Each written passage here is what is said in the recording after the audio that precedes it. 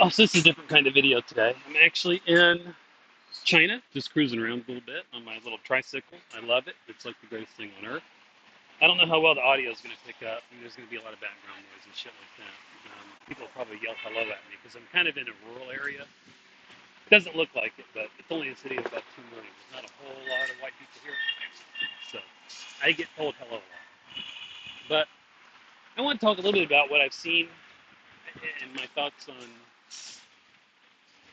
China in general. So this is not my first time here. I stayed for about a month a couple of years ago, and now I'm back for another little bit. I don't know how long yet. If you're thinking about trying to rob my house, I wouldn't try it because I have a very 2A friend watching it right now. He's lifelong single because he's such a gun nut and he scares women away with all the shit he owns. But I'm here. I haven't seen a whole lot of Pokemon stuff. I think Pokemon stuff's actually pretty unusual here. It's trying to take off in bigger cities. It's taken off okay. It's just quite expensive. So to give you an idea, a single pack with 5 cards of um, Gym Pack Volume 4, I think it's the newest one with Florigato on the front, is something like 10 yuan, which is about $1.50, $1.40. And that's for 5 cards. It is a special set. Everyone likes the gym packs. There's lots of hollows and stuff in there. You're guaranteed a bunch of stuff. Basically, every card is a hollow. You're not guaranteed anything special, but you're guaranteed a lot of hollows. And it is a fun set to open. I bought a box set before I left for like 30 bucks. Opened it, had it last. I think it's great. And you may think, well, $1.40 a pack's pretty good because you can get a whole box for $28 or less because it's 18 cards pack. So, for 18 packs a box. But I see this at my local 7-Eleven. That's the only place I've seen it, is in 7-Eleven. I haven't seen it in any other stores, the grocery stores, toy stores, anything like that has it. It's pretty unusual to even find Pokemon cards or even Pokemon products. Now, the Pokemon store here is pretty wild. I bought several items from there. I bought the first part in 2 packs. They limit 3 per household or per account. So I used my wife's account, father and mother-in-law's account, and was able to get a pretty good bit. I got 9 of them. I opened them all because I'm a savage, and I had a lot of fun doing that. And got almost every partner. I only had 2 dupes, so I only need to buy 2 when I get home. And yeah, they're in Chinese. Some people hate it. I don't really care because I can't read Chinese or Mandarin. Working on it, but it's a very complex language to read and write. It's a lot easier to listen to and understand words every now and then, seeing the accents. Where I'm at, the accent's kind of thick. So a little harder for me. When you learn Mandarin, you kind of learn like the standard thing they call like the Beijing variant, like the very formal, accurate accent. So I think Pokemon's doing a huge push here.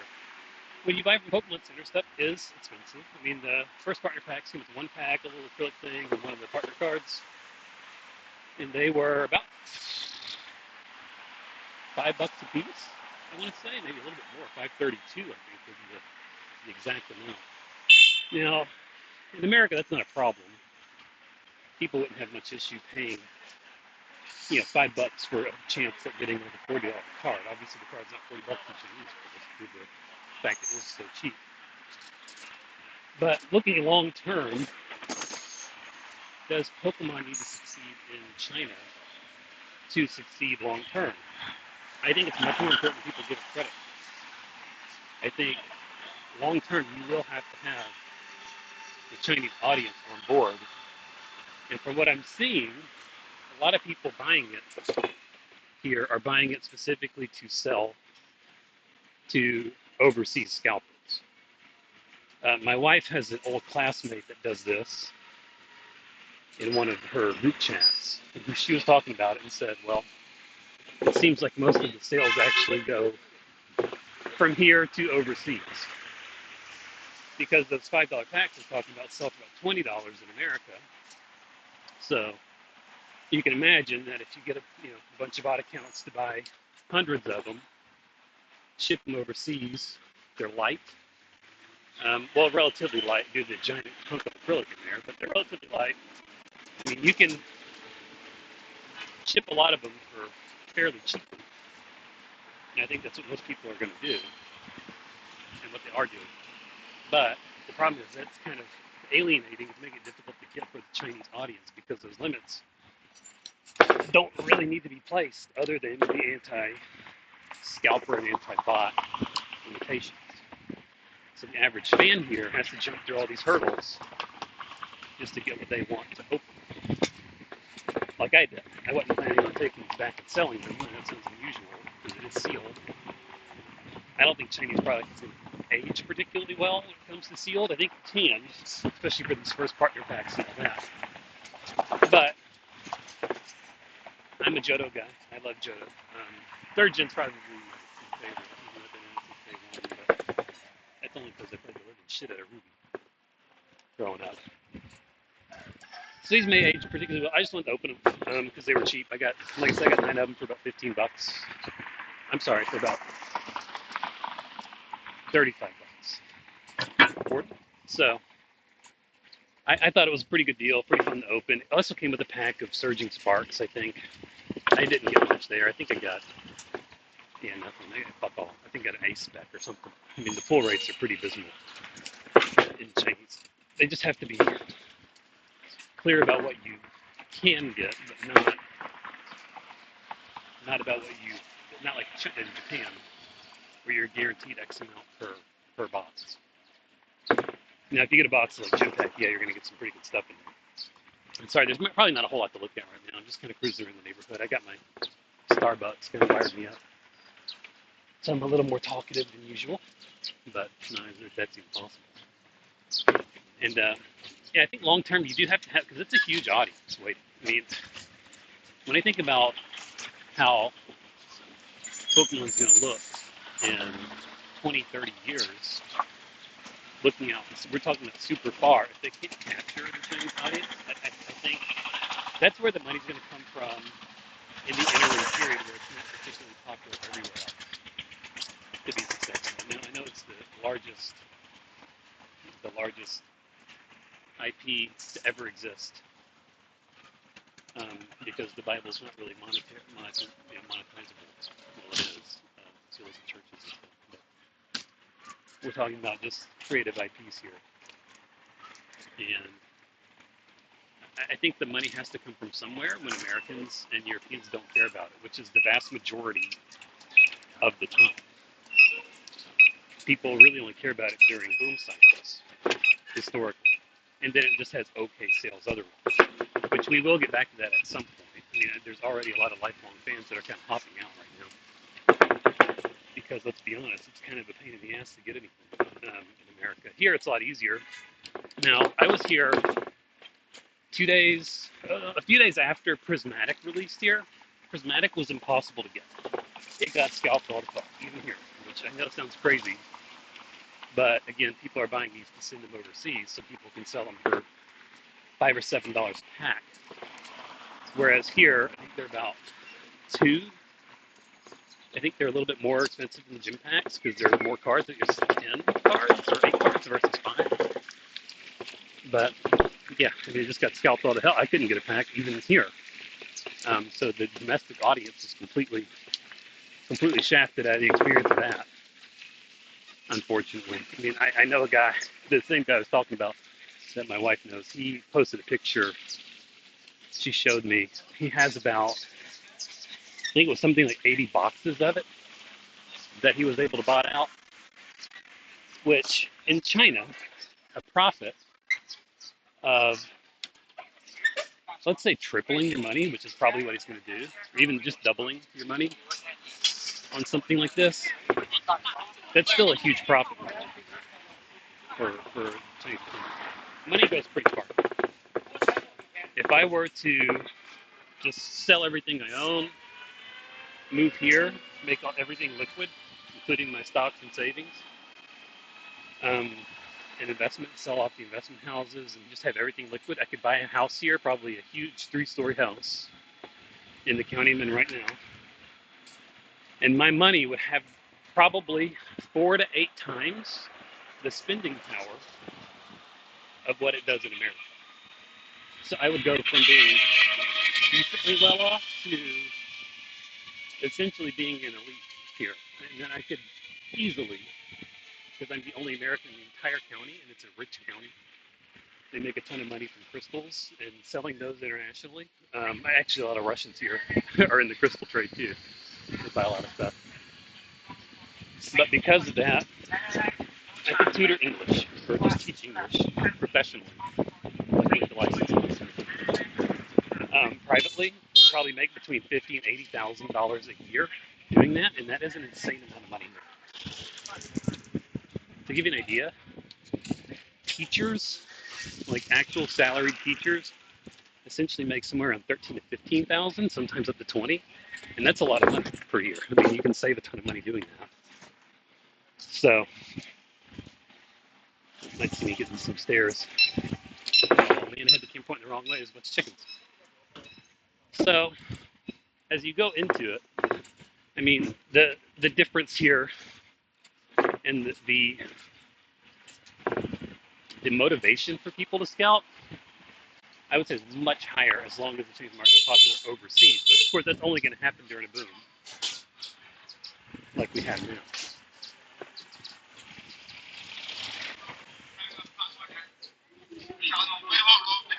I don't think we're going to have the boom forever, and Chinese products won't be popular forever. And when it's not, that motivation is going to go away. And then I think finally, we can see the Chinese domestic market, which is people that actually want to buy stuff to open it, have fun with it, and see Pokemon Company actually grow here. We'll finally get a chance to flourish. And if it does, I mean, how many people are in China? It's 1.2, 1.3 billion. A lot of those people probably are priced out. So let's say even a quarter of the population. That's still the entire population of America that can be, involved with the purchase of Pokemon products. So I think long term, Pokemon pretty much has to have that to continue to be the profitable company it is. And since those Chinese products are printed in the American or in the Japanese facility, it might see a cut down on Japanese product too, which would make Chinese maybe more desirable over the long run. It's hard to tell. I don't know what the printing capabilities are.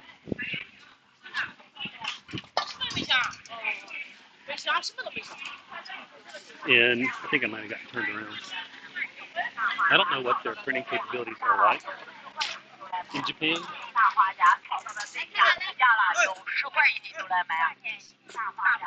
But ideally, we would see an increase in Chinese print production, slight decrease in Japanese print production. And therefore, with that, when American stuff gets rare, Chinese may go up. It's really hard to tell. I mean, this is stuff that's so far in the future that it's difficult to actually see what could happen. And it's all speculation.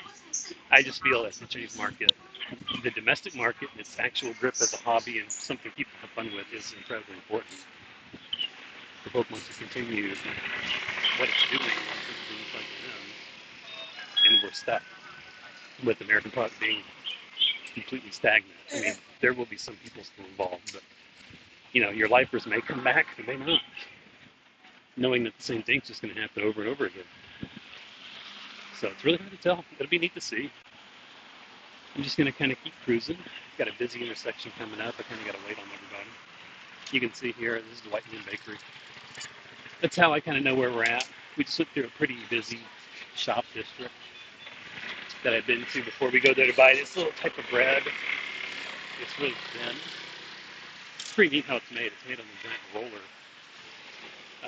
I say giant, I'm talking like a 5-foot diameter roller that is coated in the dough, or in the batter, I should say. And then the roller's heated, so then by the time it makes it to the other side, it's cooked, and then it's folded and chopped, and it's super thin. We're talking like a millimeter thick for 2 layers. I mean, you can see through it pretty much. And it's pretty sick. It's like a nice little crepe thing. We go there and buy that every now and then. But yeah, It's neat getting around here. Let my tricycle, it's super slow.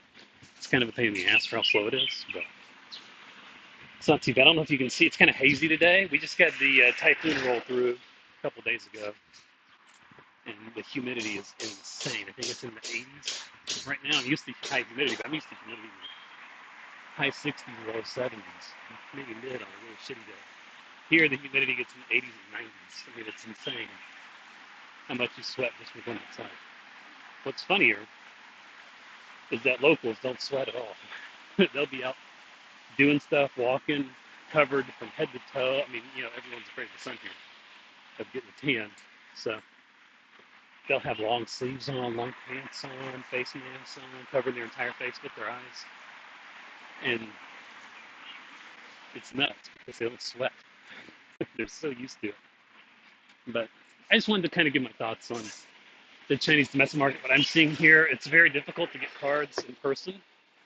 I know that the big stores are in Shanghai.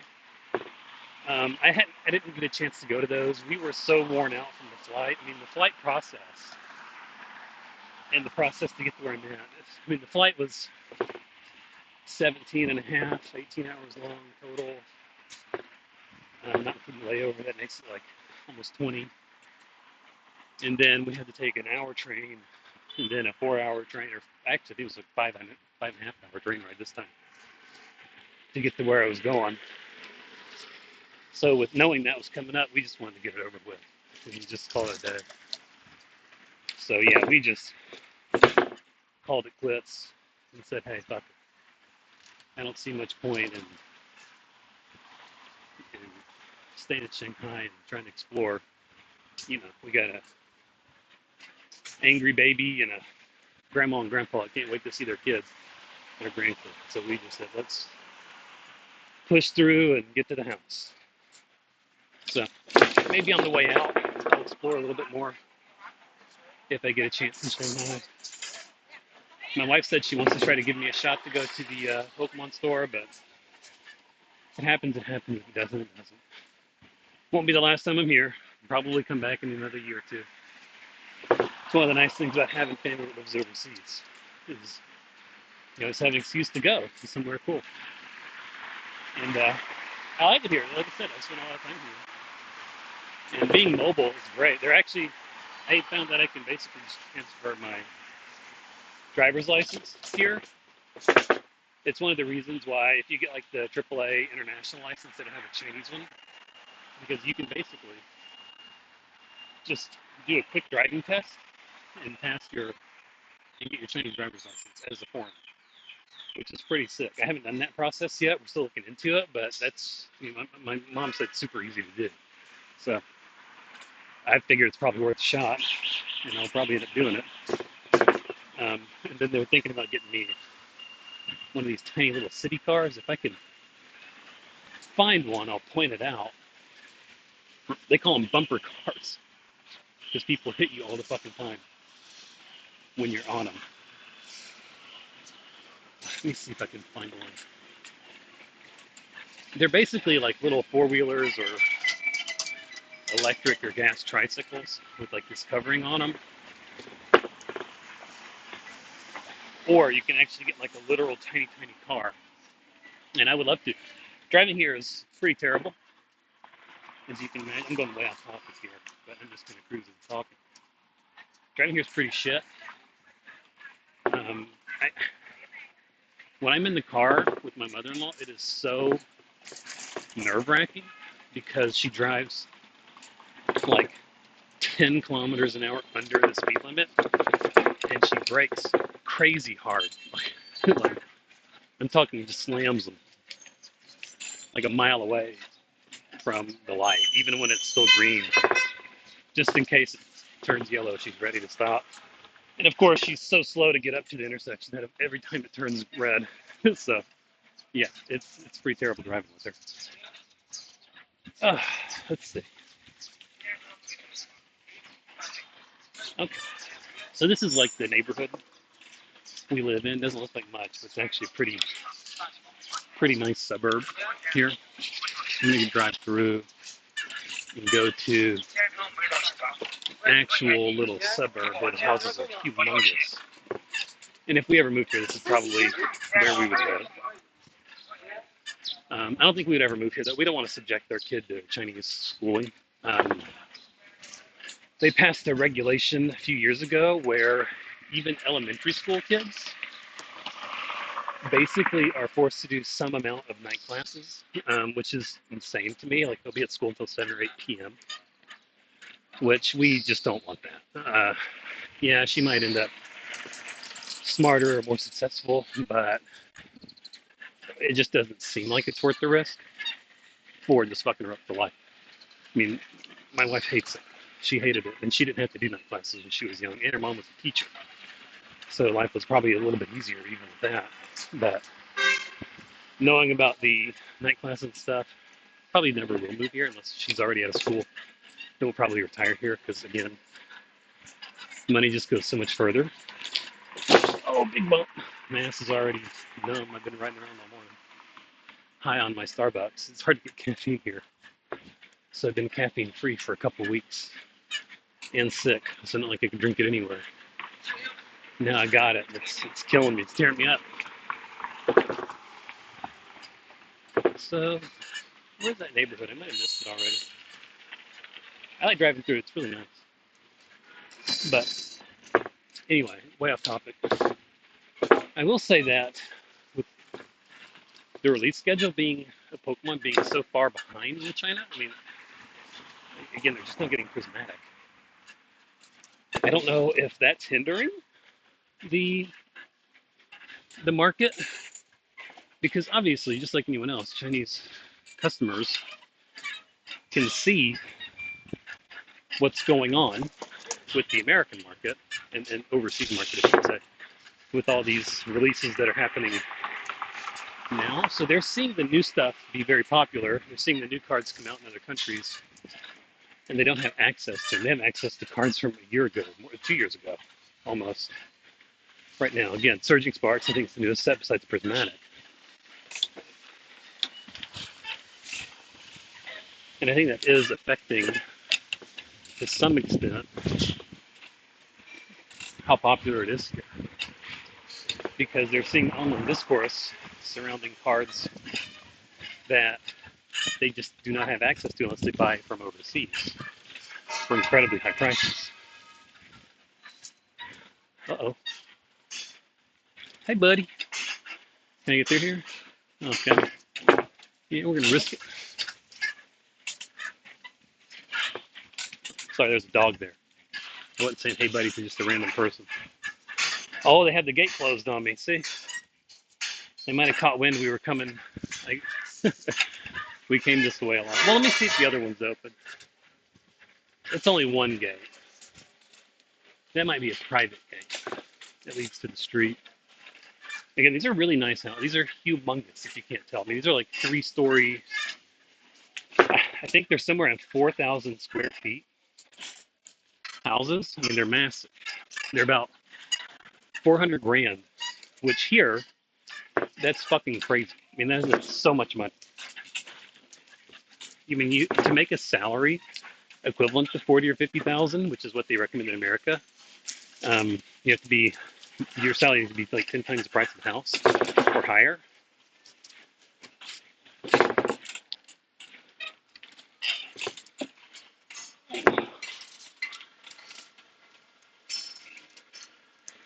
Then I mean, you're talking about that's a huge, huge amount of money. So that's why it's a nice neighborhood. Don't let these apartments in front of it scare you. A lot of those are like mixed use. You have stores on the bottom and then apartments up top. Those are older. The houses are newer. They didn't look like it, but they are from, most of those were built in probably the 2000s. And they're essentially all concrete. They're very sturdy. I mean, the one we live in is from around the same age, same time, and it's incredibly sturdy stuff. I mean, talking about a house that's essentially made out of like bricks with the concrete cladding, including the floors and everything. I mean, they're bulletproof. Now, if something ever happens, yeah, the whole bitch is coming down, and no one's going to survive. But luckily, this area is not known for earthquakes. It's not Japan.